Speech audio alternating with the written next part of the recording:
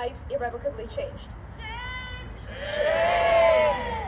And we're here to stand up for all workers at Northwestern and speak out against the barrage of illegal executive orders and policy changes from this Trump administration, many of which actively threaten everything we fight for and stand for in higher education. On April 17th, students, faculty, and staff across U.S. campuses gathered to protest the Trump administration's actions against American universities.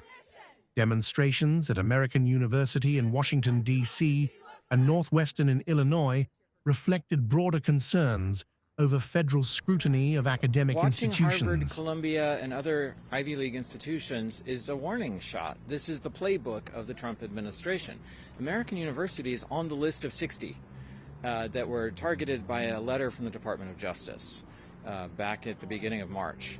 So we look around and we say, this is what's coming. We know what's coming. There's absolutely no question. Probably freezing of federal funds.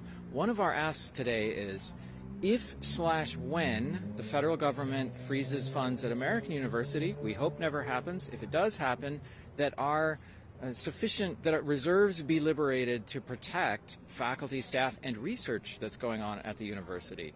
President Trump recently questioned whether schools like Harvard should retain their tax-exempt status, citing their response to pro-Palestinian student protests that erupted following the 2023 Hamas-led attack on Israel and Israel's response in Gaza. And it's important for people to know that they have power. I think people feel helpless and powerless, but students should remember they pay the tuition that keeps the university running, and they go to the classes, and faculty teach the classes that make it a school, and staff do the labor that allows staff and faculty to do their jobs.